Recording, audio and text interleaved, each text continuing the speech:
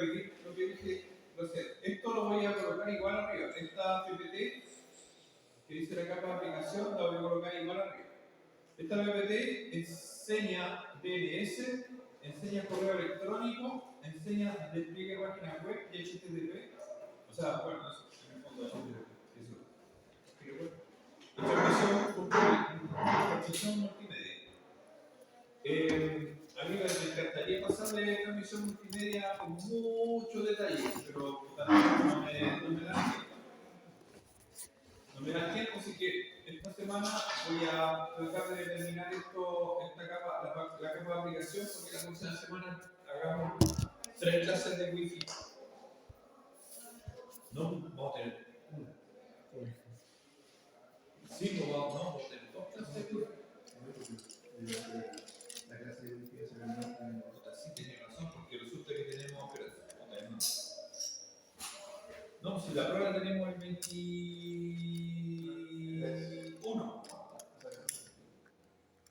Ya, porque esta clase de Wi-Fi vamos a tener el 12, el 14 y el 19.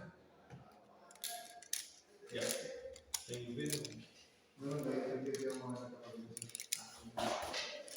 Y esta semana terminamos con la capa de ya. Entonces, estos son los 4 temas principales que se ven en esta PPT. Yo tengo otra PPT que se llama otra PPT, que es la capa de aplicación de acá. ¿Okay? Entonces, este explica más o menos lo mismo. Lo que yo voy a tratar de hacer es cuando es lo que sí me interesa que ustedes aprendan. Bueno, me gustaría muchas cosas más. Voy a tomar la materia de HTML. La materia de HTML la voy a tomar desde acá. ¿Ok? Desde esta PPT. ¿Vale? Ya, ¿dónde está HTML?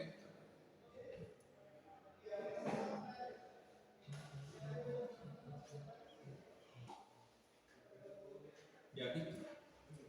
Entonces, a partir de aquí, yo a mí me interesa que ustedes aprendan esta cuestión. ¿Cómo funciona esto? ¿Vale? Ya.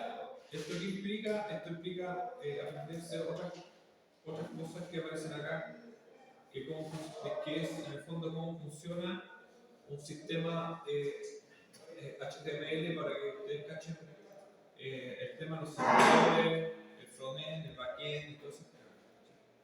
Eso.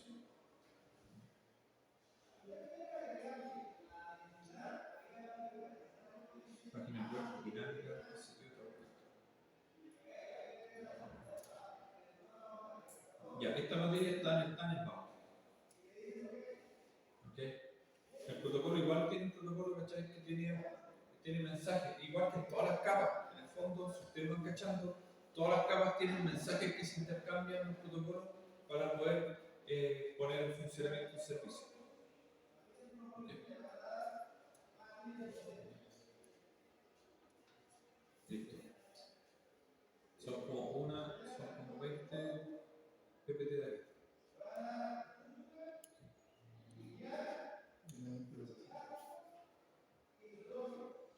Hasta las 60 llegamos, ¿no? Hasta las 60 desde la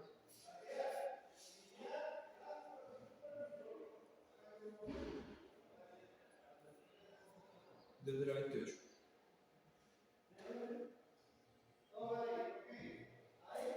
Ya, voy a hacer una separación acá.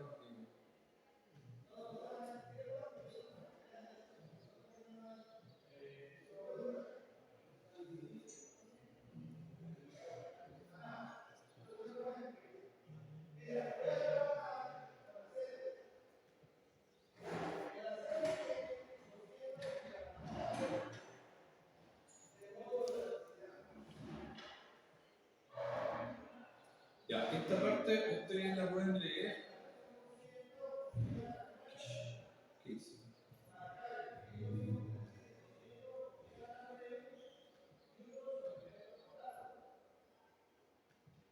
Ya, esta parte ustedes la pueden leer en el están en mouse, en computer networks, en redes de computadores están en mouse. Yo voy a volver, como les digo, voy a volver a esta PPT cuando pase HTML.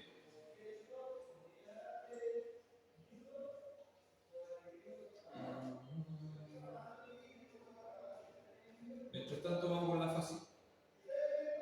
Por último, con esta vamos a tener una visión de lo que es la capa de aplicación.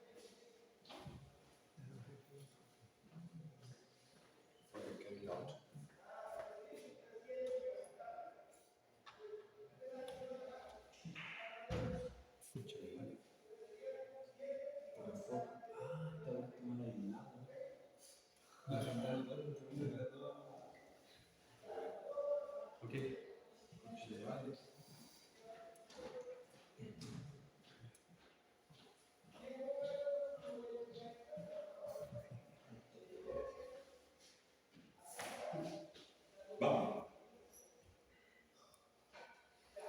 Bien. Entonces, la capa de aplicación es la más cercana al usuario final.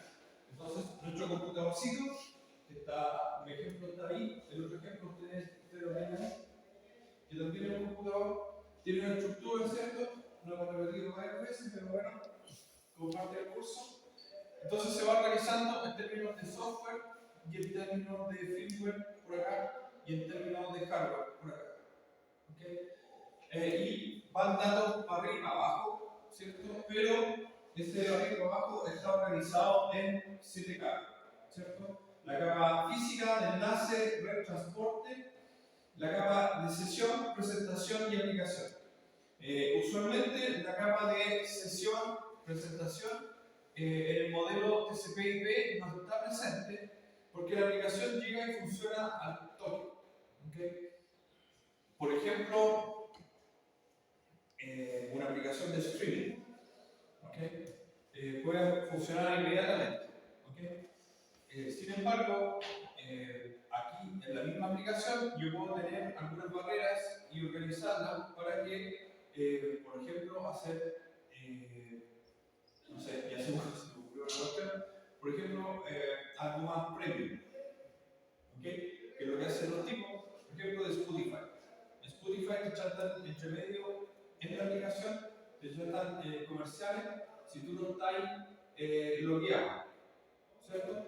Pero si eres un usuario, entonces tú tienes que iniciar una sesión, ¿cachai? Y una vez que inicias esa sesión, la capa de presentación organiza los datos para poder pasar a la capa de aplicación. En el fondo, implementan estas dos capas aquí al interior para poder hacer que las personas reciban comerciales, mensajes y cosas como ustedes. La capa de sesión y presentación muchas veces está incluida en la capa de aplicación en el modelo TCP/IP. ¿Okay? Por eso que aparece así como grandote.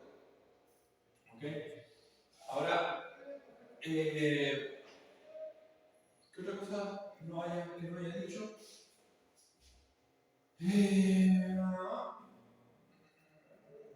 Ok, las aplicaciones en el fondo se comunican entre sí, ¿cierto? Como si estuvieran las dos conectadas. ¿Okay? Ahora, nosotros sabemos que en el fondo las aplicaciones están conectadas, sino que funciona una pila de protocolo, ¿cierto? Funciona, supongamos que son dos aparatos que están conectados, supongamos, y entre ellos intercambian mensajes entre pares, pero hay todo un modelo de pisos que está actuando para que se genere esa virtualidad. Como les conversaba recién, la mayoría de las aplicaciones tenemos sistemas de nombre de dominio, DNS, lo dije un poco al principio, el protocolo de transferencia de hipertexto, ¿cierto? HTTP, el protocolo simple de referencia de correo, SMTP, protocolo de oficina, ¿de qué? De correo, no cacho. Protocolo de configuración de dinámica de host, DHCP, protocolo de referencia de archivo, FTP, y protocolo de acceso de mensaje de internet, SMTP. Entonces, todas esas aplicaciones funcionan acá y se comunican entre pares, ¿ok? Y algunas de estas aplicaciones viajan sobre UDP y otras aplicaciones viajan sobre TCP. ¿Okay? Dependiendo si la aplicación necesita o no de un protocolo de transporte, hablando correctamente desde el punto de vista de la capa de transporte, si necesita un protocolo de transporte orientado o no orientado a la conexión.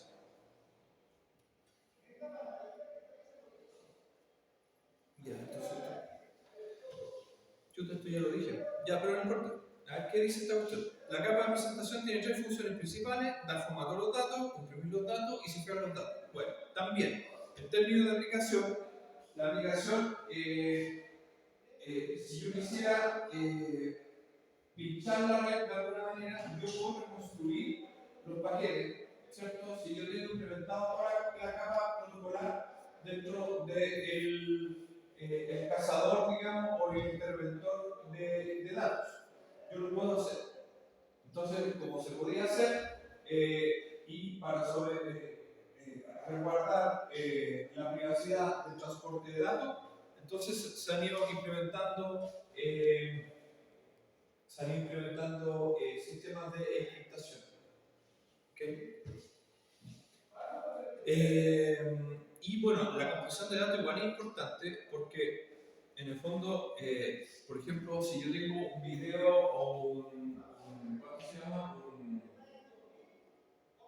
Un sonido que esté en formato RAW, que sea el dato puro, entonces transmitir esa información pesaría mucho.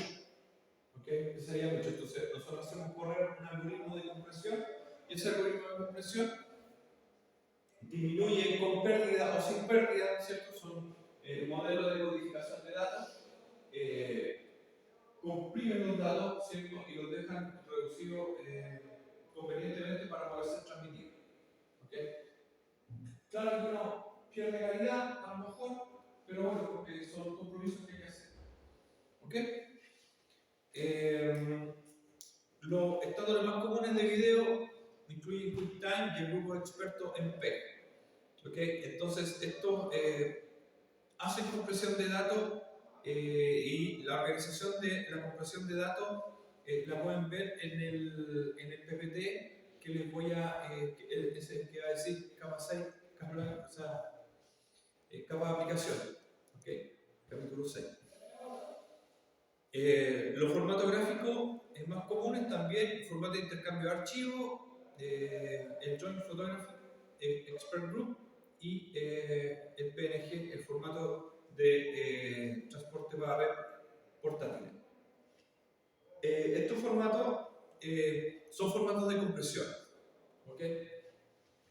Ocupan algoritmos de compresión, toman el dato así tal cual y empiezan a buscar. Unos son codificación probabilística, ocupando un código, el código de Huffman, y codifica por árbol. Entonces, hace una codificación buscando redundancia, de acuerdo a un código autogenerado por el código de Huffman, y hace que una cuestión que sea gigante en términos de megas va a pasar a ser, no sé, de 100 megas a 2 megas, fácil. ¿Okay? El problema es que ahí pierdo un poco de información. Eso da otro curso. O sea, yo tuve un curso completo de esa cuestión. Usa de solamente codificación de frame. ¿Okay? Tiene mucho que ver con la teoría de la información y la parte de codificación de frame. ¿Okay? Es bien teórica la cosa. Entretenida, pero es teórica.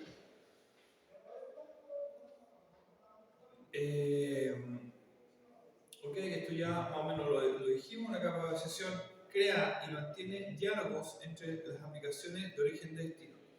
Normalmente la capa de abscesión maneja el intercambio de información para iniciar los diálogos y mantenerlos activos, para revisar sesiones que se interrumpieron o estuvieron inactivas durante un periodo. En la capa de abscesión normalmente lo que hace es mantener una especie de ping-pong, ¿okay? Mantiene una especie de ping-pong y envía un paquete de datos que se llama ping-pong, que es como una especie de señuelo. ¿Okay? Y el señuelo se responde cada cierto tiempo. ¿Okay? No es así cada segundo es mucho tiempo. No es cada segundo, es cada no sé, 10 minutos, una cosa así. Entonces, bueno, depende de quién haya programado la capa de sesión. Entonces, esa capa de sesión, cuando no recibe esos pins, bota la sesión. ¿Okay?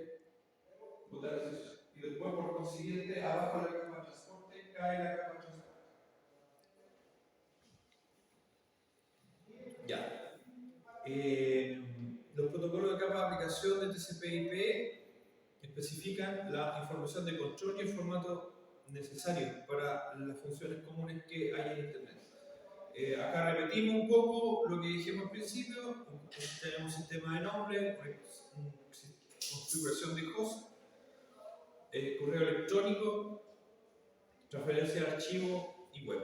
Estos son los principales que nosotros ocupamos en Internet. ¿Vale?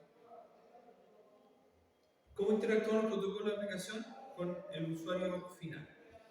Entonces, acá volvemos un poco a lo que conversamos cuando empezamos el ramo. Cuando empezamos el ramo, conversamos un poco del esquema cliente-servidor.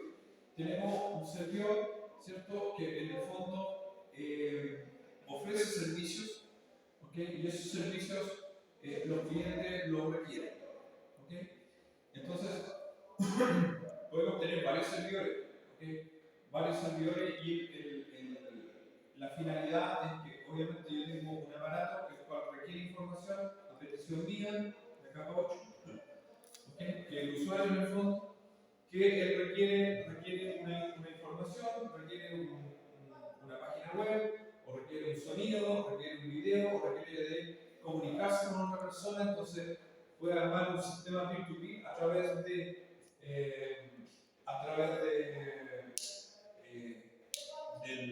¿cómo se llama? De la comunicación entre servidores, puede ser el mismo servidor. Entonces, eso es más o menos lo que se usa a grandes rasgos y principalmente en el modelo cliente-servidor. ¿Okay? Pero yo creo que esta materia yo también ya se la pasé, ¿cierto? Al principio e incluso ustedes ya se la estudiaron, ¿no? Supongo.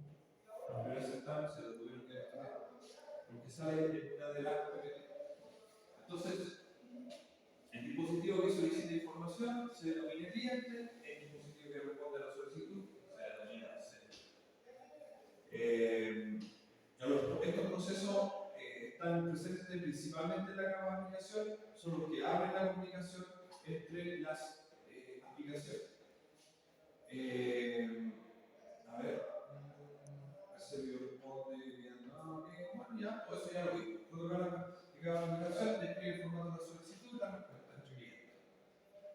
Bueno, y activan la capa de transporte, se genera la abertura de puerto, después se generan los segmentos y se va por IP. Por IP hace el direccionamiento y se va a la capa 2. Y la capa 2 envía los bits, ¿cierto? Y así va viajando en términos reales, pero lo que uno ve en el fondo es una comunicación cliente-servidor par a par entre aplicaciones. Ahí está, par a par. Red entre pares. En el modelo de red entre pares se accede a los datos sin utilizar un servidor exclusivo. ¿Okay? Entonces, el peer-to-peer se puede conectar dos o más computadoras en peer-to-peer para compartir recursos. ¿Okay? ¿Cómo se llama? Las aplicaciones como uTorrent ¿cierto? Y otras ya ni siquiera las ocupo porque ya se me olvidaron. Pero hay hartas aplicaciones peer-to-peer en la cual los servidores son aparatos que ustedes mismos tienen y, y funcionan compartiendo los datos que le faltan a uno con respecto a otro de acuerdo a unos indicadores que son los index de cada uno de los archivos. ¿Okay? En fin, esto lo hemos dicho. Aplicaciones separadas. Algunas aplicaciones peer-to-peer utilizan un sistema híbrido. ¿Ya? Ok. Un sistema híbrido, cada punto accede a un servidor de índice, que es lo que acabo de conversar, para obtener la ubicación de un recurso almacenado en otro punto. ¿Okay? Así que yo creo que esto casi todo lo he comentado en algún momento. Bueno, ahí está Idonkey. Idonkey es súper viejo, todavía existe esa weá. No, nunca la había escuchado. ¿Nunca has escuchado? Idonkey es más viejo que yo. G2, nunca lo vi en la vida. BitTorrent sí lo conocen, Sí. ¿cierto? El Bitcoin también, ¿cierto? Que también esa es una cuestión que me gustaría meterme para poder aplicar, ¿cómo se llama? Conocer un poco más de aplicaciones blockchain. La blockchain es lo que va a venir. Ustedes van a vivir esa web. O sea, yo voy a ir viviendo, pero la blockchain ya llegó para quedarse. ¿Okay? Todo lo que hay dicen, no, que la blockchain está cayendo, el Bitcoin está muriendo. Bitcoin muerto una 1000 veces. ¿Cachai? Hace 5 años atrás, no, Bitcoin va a morir, ¿cachai? Y ahora qué están diciendo, Bitcoin va a morir, ¿cachai? Lo van más. O sea, que llevan una tecnología. Claro, pero el tema es que no es, a ver, una cuestión es el tema de la especulación valórica que tú le das al elemento, que en este caso estoy dando un ejemplo de Bitcoin, pero la otra es la tecnología que está por debajo. Y la tecnología que está por debajo, esa es la interesante. Desde el punto, o sea, a mí me interesa eso. Ahora, a lo mejor a alguien no le interesa, pero a mí me interesa. El tema es que tú puedes distribuir una marca única de un producto en una red de computadora, que es más o menos lo que se ve. Entonces, yo hago una transacción y en todas esas transacciones hay una marca. Si yo hago una transacción con este tipo, esa transacción queda marcada y como una aplicación, ¿cachai? Se envía un código único a toda la red. Y toda la red va a tener una copia de esta transacción. ¿Cachai? Esto es la aplicación.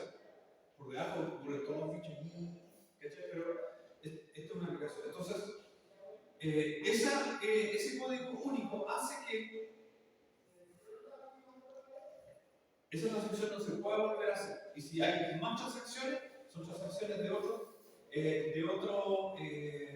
con otra fecha. ¿Okay? Dentro del mismo par. Pero toda la red registra eso. ¿Okay? Ya, eso es como el gran global de la tecnología blockchain. Y así ha inventado un montón de otros protocolos. Está Ethereum, ¿cierto? Está Cardano, está Torvalds, hay un montón. ¿Cachai? Pero todo con una aplicación o con una voluntad de uso distinta. ¿Okay? A mí me gusta la del sonido, así que voy a cachar cómo funciona el sonido. Hay uno que se llama Audio, que también es una blockchain, pero para sonido. Igual, me encuentro entretenido. Pero todo esto es lo que va a venir. O sea, ya existe. ¿Cachai? Lo que pasa es que nosotros no nos hemos enterado o nos hacemos huevos. ¿Cachai? Lo que dan virtual es muy lenta comparación del otro método de transacción, con la que tienen los bancos. Se puede hacer muchísimo menos, pero cuando se mejora y se crea el nuevo código, se supone que va a ser por un porque las nuevas transacciones van a aumentar exponencialmente. Claro, las transacciones ya existen hace rato. Yo, o sea, tengo experiencia en eso porque, sin contar mucho, nosotros recibíamos plata del extranjero. durante muchos años. Y yo también viví en el extranjero como 16 años. Entonces, cuando yo quise traer mi plata para acá, puta, weón, le tuve que pagar al banco, weón, le tuve que pagar a una entidad que recibía la plata acá, ¿cachai? Y después cambiar los dólares, un sablazo y después pagarle el interés de lo que me cobra el intermediario. ¡Pah! Así que, puta, weón, por todos lados.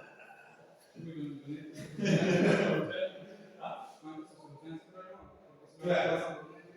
Con este problema, con esta cuestión, puta, igual se solucionan calidad de problemas.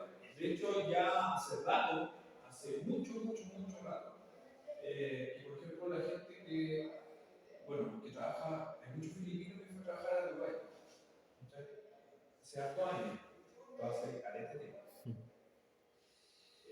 Y los tipos ocupan Bitcoin, para mandar la plata a la casa. Entonces, en Filipinas hay unos pequeños bancos o de transacciones de moneda, lo que yo recibe el Bitcoin ahí directo. Entonces, no hay nadie que cobre. Pero antes, cuando nosotros recibíamos plata, puta, el gallo que estaba allá en el extranjero lo depositaba plata. Y ahí, se cobra un servicio.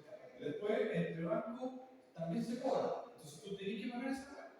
Después, el banco final pasa la plata a dólares, porque la transacción se hace en dólares. Bueno, entonces yo quedé así, ¿cómo te gusta? Ya.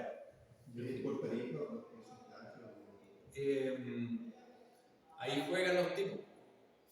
Igual como tú jugáis cuando estás pagando así tus transacciones en dólares. Si el dólar sube, si el dólar baja, tú feliz, porque tenés más dólares. Entonces ahí me juego. En fin. Ya, todas esas cuestiones en toda aplicación. ¿Ok? Y eso, es súper entretenido, ¿verdad? Da un buen rato. No sé cómo me voy a meter en esa web, porque me preguntan muchas cosas. En fin. Protocolo y servicios de cada aplicación reconocido. Veamos. Ya, el protocolo de transferencia hipertexto. Okay. ¿Cómo funciona esto? Nosotros tenemos un servidor de intercambio de información y la idea de esto es que nosotros podamos tener a nuestra disposición información, entre comillas, enriquecida. Ahí está, ¿okay? Información enriquecida sin que sea texto claro.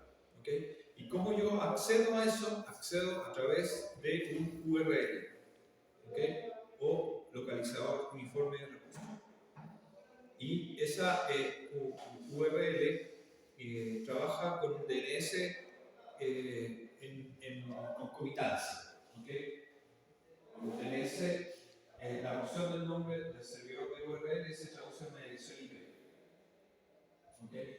Entonces, es por eso que, como les comentaba al principio, se veía DNS, después se ve los servidores web, después se ve la transmisión multimedia, después se ve el correo electrónico, después se ve la transmisión multimedia.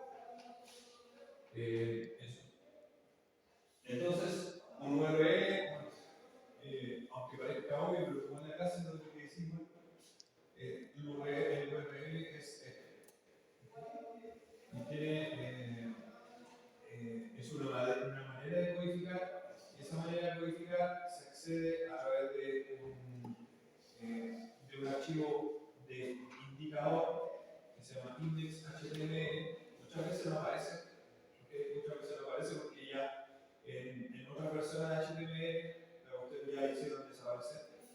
Pero en un principio lo primero que uno tiene que codificar, el primer archivo que tiene que generar es el archivo index.html, que te permite derivar a una fila de otros página que tú estás programando. ¿Okay? Puede ser un poco burdo decirlo, pero al final de cuentas esto es para no tener, en el fondo, es para tener información más bonita, de mejor manera presentada, ¿cierto? Porque finalmente, si ustedes se dan cuenta, lo que queda es texto plano. ¿Okay? Y esto, en el fondo, es para poder darle más riqueza al texto, énfasis, qué sé yo, titular. Usted puede crear una foto, puede anexar video, qué sé yo, y un montón de cosas más. ¿Okay? Que un poco más o menos de eso se trata el hipertexto. ¿Okay? Como protocolo, el hipertexto tiene, como buen protocolo, el hipertexto tiene intercambio de código para poder funcionar. ¿Okay? O tiene un lenguaje propio como buen protocolo. ¿Okay? A todo nivel, usted puede generar un protocolo a nivel de aplicación orientado y no orientado a la conexión también entre cliente y servidor.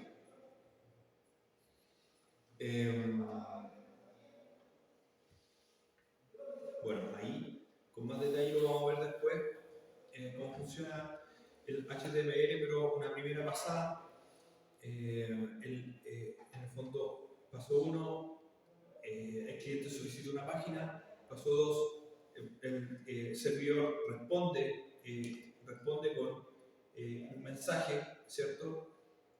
Con el protocolo con un mensaje del protocolo HTTP.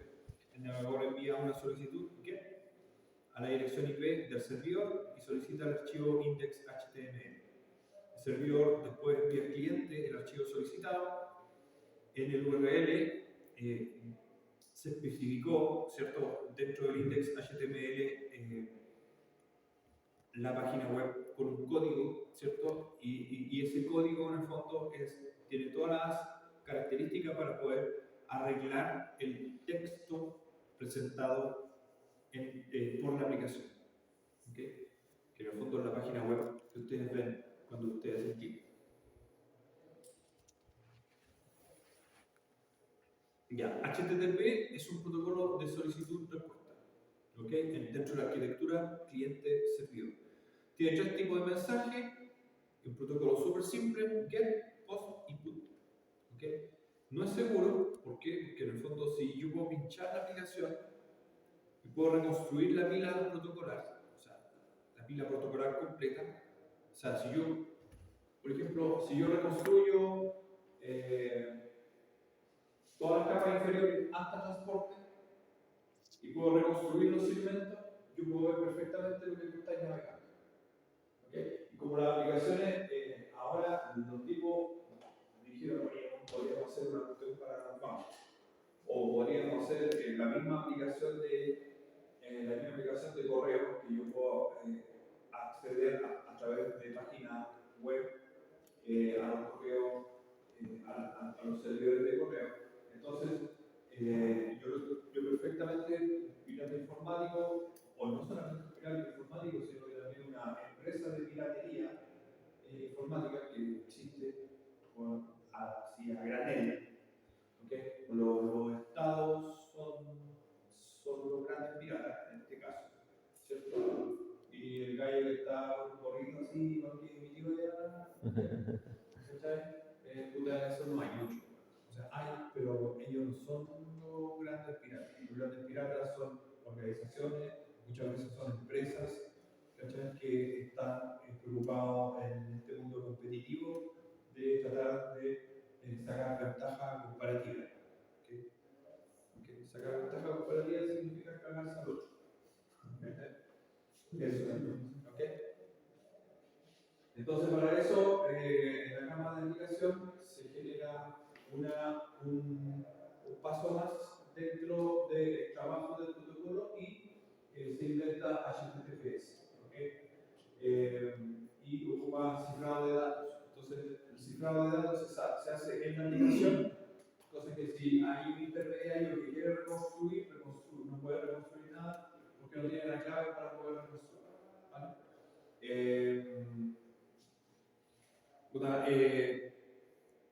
Por ejemplo,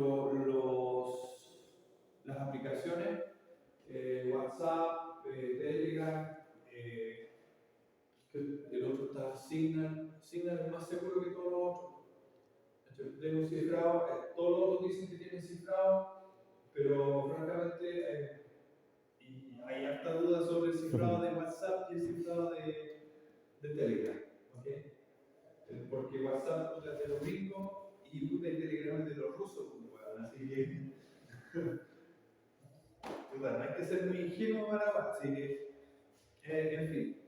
Y Signal, Signal no sé, pero Signal dicen que hasta el momento dicen porque no lo he verificado. Es una de las aplicaciones más seguras para hacer mensajería. Para que sepa. El protocolo de correo electrónico es un método de almacenamiento y envío que se utiliza para enviar y almacenar recuperar mensajes electrónicos. En algún momento los mensajes electrónicos de correo eran casi comunicación instantánea, ahora no. ¿Okay? Llegan miles de correos por todos lados. Los de la U, yo llevaba 2 meses en la U y ya me empezaron a llegar correos. Es una cuestión imposible. Se transita mucho por correo electrónico, así es que, y bueno, ya no es un medio, digamos, fluido de comunicación. ¿Cuál es la arquitectura de esto?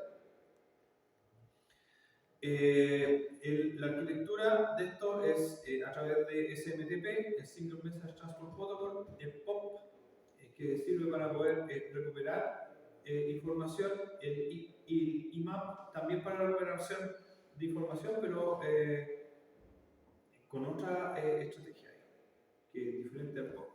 El POP borra los mensajes que hay en el servidor y el IMAP deja una copia.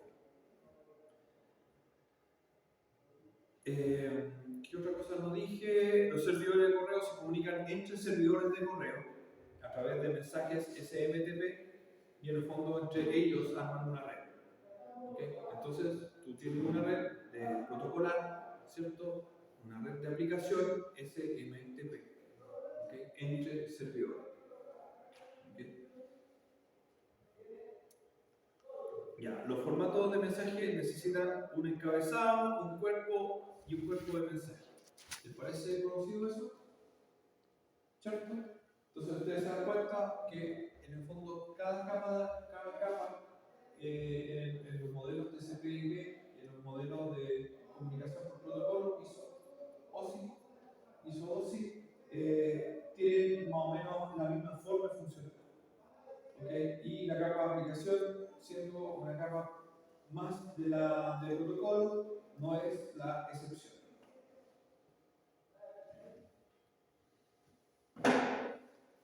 El cuerpo puede contener cualquier cantidad de texto.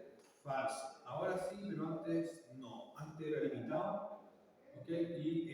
Y mejoras en el protocolo permitieron que se pudiera meter gran cantidad de texto en el cuerpo del mensaje.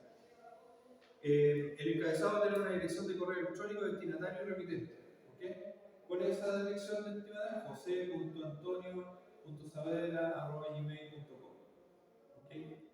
Esa es una dirección que puede ir en un campo de destinatario o puede ir en otro campo de destino. ¿Okay? Perdón, de origen. Entonces, la aplicación, una vez que tiene todo su texto funcionando, ¿cierto? Abre un puerto para poder activar la capa de transporte. Se generan los segmentos y se van. ¿Okay? El servidor recibe el mensaje y lo almacena en un buzón local y lo transmite a otro servidor de correo. Y bueno, de ahí, dependiendo del tipo de cliente que yo tenga instalado en mi aparato o en mi celular, o puede ser un computador, yo puedo configurar un cliente POP o un cliente IMAP. Funcionamiento de POP. Los mensajes se descargan del servidor, ¿ok? Y normalmente esto no guarda los mensajes. ¿Cachai? El mensaje descargado reside en el dispositivo que activó la descarga. Después murió. ¿Ok? Entonces, los clientes de correo electrónico dirigen la solicitud de POP al servidor de correo a través del puerto TCP 110.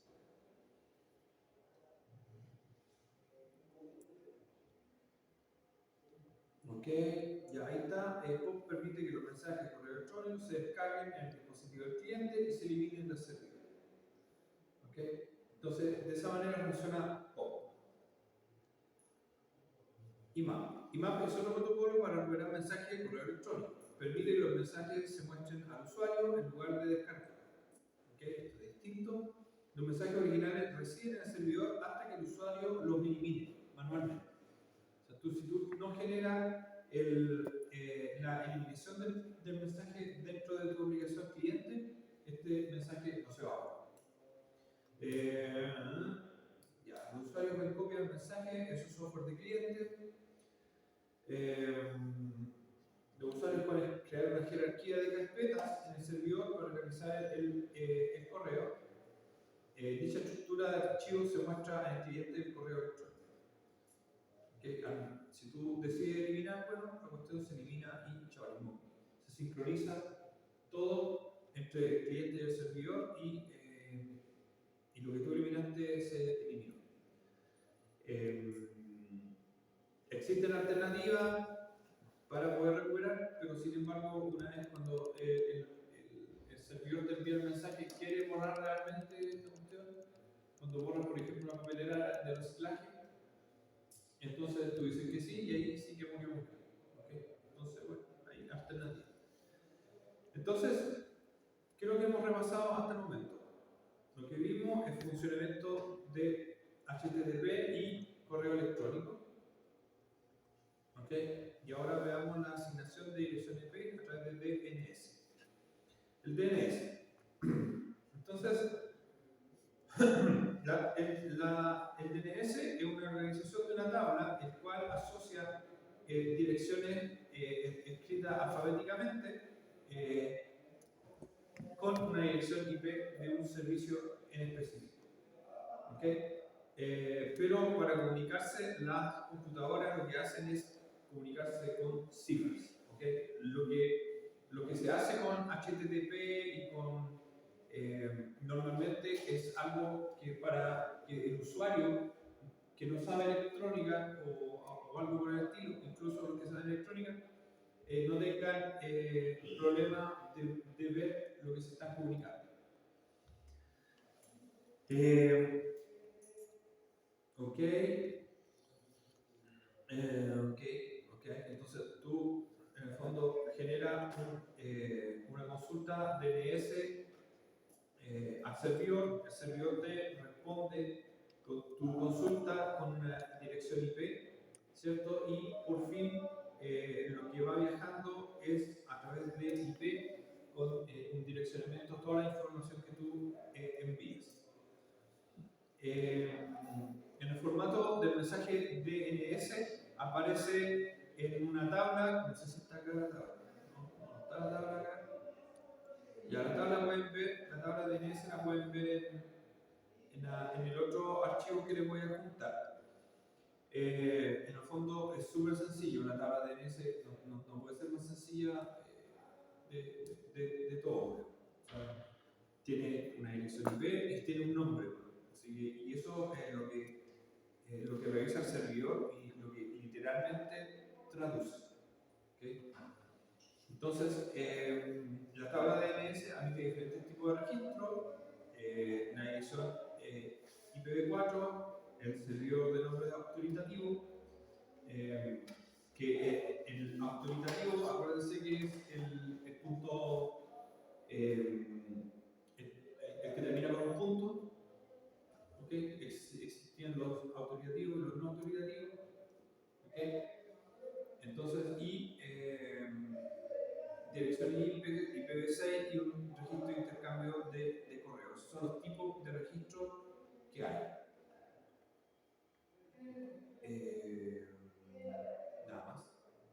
El comando ifconfig, ipconfig y display DNS muestra todas las entradas DNS en un caché en Windows. Así que, bueno, si quieren saber lo que está haciendo su familia ahí, coloca ipconfig y ahí están todas las entradas de lo que están navegando porque quieren registrar una tabla de DNS, por si acaso. Eso. Ese DNS igual es configurable, ¿cierto? Normalmente el servidor DNS o es dinámico, o sea, te lo asigna la compañía, o tú mismo te puedes diseñar un DNS y tú le asignas un IP. Pero hay algunos que ya están hechos, por ejemplo el 1.1.1, que creo que es de Google, que es el que no te tira anuncios, o hay otro que no te tira anuncios. Sí. Porque lo que no tiene. O sea, incluso tú puedes hacer tu propio servidor DNS, sin problema. Si tú, pero son dinámicas, ¿no? o sea, son dinámicas, pero tú está la opción de que tú puedes colocar tu propio IP. Entonces, si tú puedes, por ejemplo, si tú armas un servidor aparte, porque hay un computador dentro de tu red, y levantas un servidor DNS y tú mismo colocas la entrada que estábamos viendo recién. ¿Cachai? Esa entrada que tú estás viendo recién la organizas en una tablita, entonces puedes incluso filtrar ¿cómo se llama? La navegación dentro de tu red. Súper fácil. Pero como nosotros no, bueno, yo por lo menos no trabajo en aplicaciones, ¿no? Pero se puede hacer. Es un archivo, sí, un archivo. El servidor se abre y abre puerto, el puerto está escuchando a través de un IP, que por un socket, ¿cierto? ¿Cachai? Y después recibe un requerimiento y ese requerimiento traduce de acuerdo a un archivo y ese archivo fue el que creaste tú. Okay.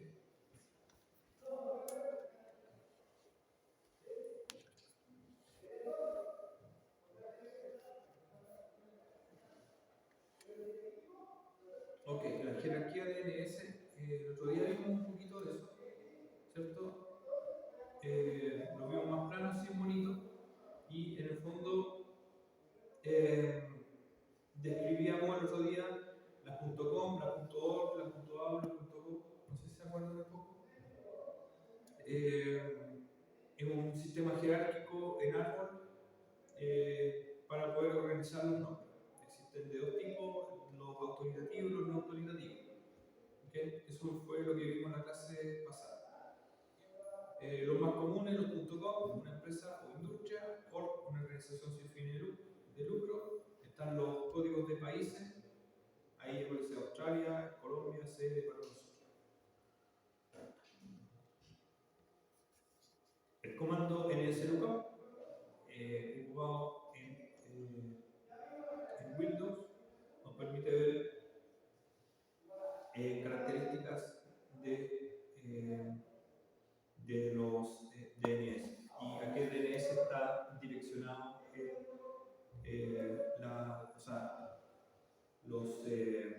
la tabla DNS para que se genere de manera automática de acuerdo al automático que nosotros habíamos dicho recién. Esa es la tabla que está dentro de su computador, por cierto. Es una tabla dinámica. Ya, ¿qué otra cosa más? Configuración dinámica de host, el DHCP. El DHCP funciona casi igual que el DNS. Las direcciones IP se definen por rango y admite entradas de IPv4 y DHCP 6 admite IPv6. Esto ustedes lo van a descubrir, se lo vamos a pasar para que ustedes lo hagan como tarea. En el fondo, el protocolo de DHCP es súper fácil de implementar, los servidores también. Yo creo que va a estar en la última tarea en el fondo, la tarea que supuestamente publiqué el viernes, la primera hora, que es una tarea guiada. Es una tarea guiada, así que tienen que ir rellenando algunos pasos y debería hacerse rápidamente. Hoy día tienen la biología, vayan a la biología y eso. Y la última tarea, yo creo que voy a colocar, va a ser un típico computadorcito que se tiene que comunicar, tiene que ir a buscar información a distintos servidores para poder funcionar. ¿Okay? Así que no, pero no es difícil y la tarea nosotros se la entregamos con pasos para que ustedes puedan ir haciendo esos pasos y ir complementando el paso anterior. ¿Okay? No es así, hagan de eso. No ser así. ¿Okay?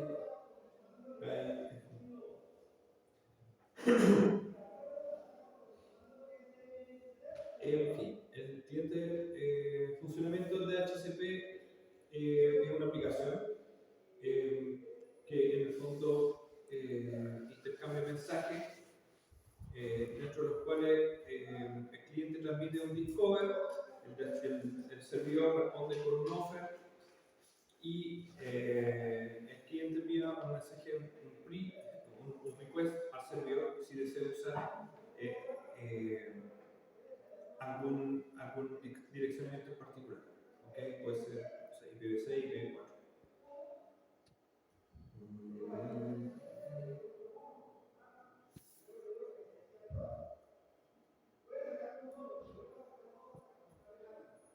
Okay. ¿Qué otra cosa más? FTP es otro protocolo más que sirve para poder intercambiar información. Funciona a través del puerto 21 y bueno, funciona igual que los otros protocolos. Puedes descargar, extraer datos, o sea, descargar archivos normalmente se ocupa. Como es un protocolo en el cual normalmente uno guarda datos de harto calibre, entonces tenemos sobre los megas, entonces necesitamos el protocolo TCP para que vaya revisando cada cierto tiempo la integridad de los datos para poder reconstruir los segmentos. ¿Okay? El otro, hay un TFTP también. El TFTP también es un servidor que funciona de la misma manera, pero son los datos que se transmiten ahí normalmente son datos de configuración, por lo tanto los archivos son de unos cuantos kilos y esos son generalmente viajan sobre UDP. ¿Okay? Es el TFTP.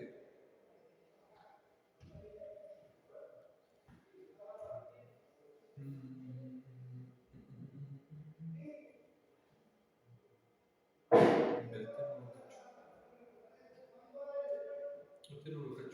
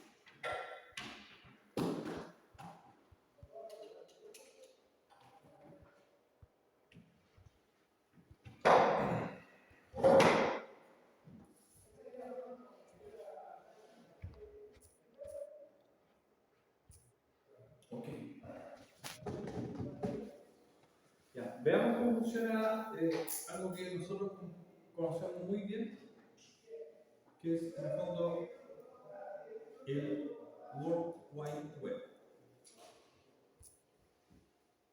Ya. En general, casi todo está en esta PPT. En general, lo que hago yo es preguntarle cómo funciona esto. ¿Okay? Entonces, nosotros tenemos una página web, acá en este caso la Universidad de Washington, tenemos una página web y que está organizada con un lenguaje, y ese lenguaje se llama HTML. ¿Okay? El HTML a nosotros lo que nos permite es colocar este tipo de ocupar tipos de letras distintas para poder dar forma visual a una página que nos puede entregar información a nosotros con texto enriquecido y con imagen. ¿Okay? En particular, esta página web reside dentro del computador, es una aplicación y permite de manera dinámica interactuar con ella a través de hiperlink, ¿okay? O enlaces, ¿okay? O hiperenlaces. Estos hiperlinks lo que a nosotros nos lleva es generar una consulta para poder dirigirnos hacia otra página web. ¿Okay? Ahora, ¿cómo funciona esta cuestión? Esta cuestión funciona de distintas maneras dependiendo del servicio que yo vaya a requerir en el hiperlink. ¿Ok? Entonces, dependiendo del servicio que yo vaya a requerir, por ejemplo, yo pudiera tener un requerimiento al hiperlink youtube.com. ¿Okay? Entonces, cuando yo hago un requerimiento al hiperlink youtube.com, acá yo tengo un servidor con una base de datos y un programa y un documento que va a enviarse acá de vuelta. ¿Ok?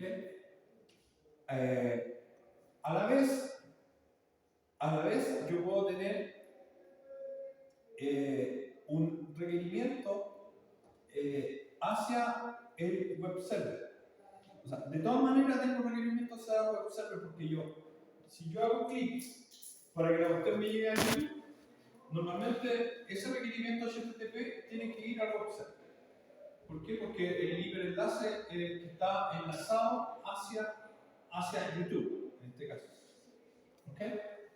Y por otro lado tenemos en forma paralela, podemos tener corriendo una base de datos, ¿cierto? Google Analytics, ¿cierto? Que puede estar midiendo la estadística de lo que yo estoy haciendo dentro del dominio web de la Universidad de Washington, en este caso. ¿Okay?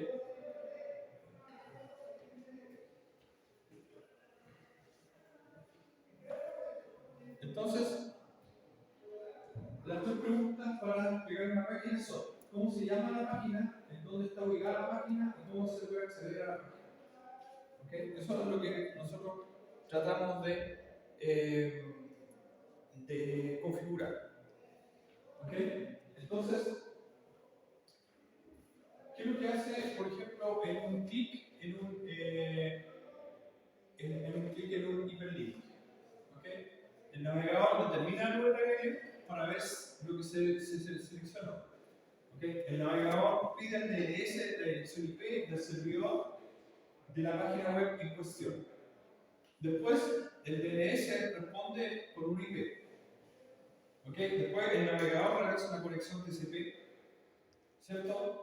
A la dirección IP con el puerto 80 y el puerto conocido para el protocolo que es el puerto 80, en el fondo, que es el protocolo HTTP. Después envía una solicitud HTTP para medir la página index. La página index está en todas las direcciones para los hiperlinks que tiene diseñada la página. El servidor de la Universidad de Washington envía la página como una respuesta HTTP. Por ejemplo, enviando un archivo index.html. ¿Okay? Entonces, si la página incluye los localizadores URL necesarios para desplegar en pantalla, el navegador obtiene los otros URL para los hiperlinks, ¿okay? Mediante el mismo proceso. En este caso, los URL incluyen varias imágenes incrustadas que también se obtienen desde la página, o sea, no desde la página, sino desde el servidor www.cswashington.edu.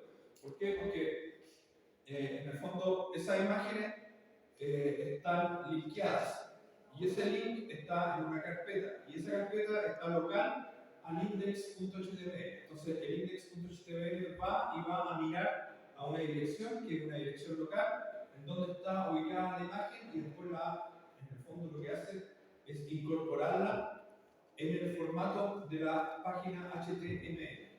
¿Okay? Así se ve una página HTML. ¿Okay?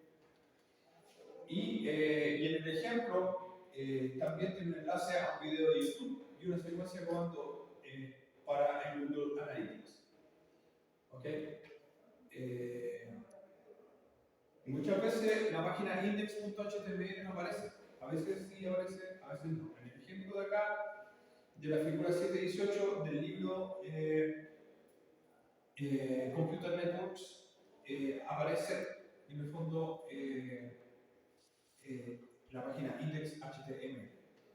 Y una vez que haya transcurrido todo ese intercambio de información, se liberan los puntos TCP porque ya no hay más comunicación. ¿Okay? Entonces, más o menos cómo funciona una página HTML. Más en su próximo capítulo, que hay.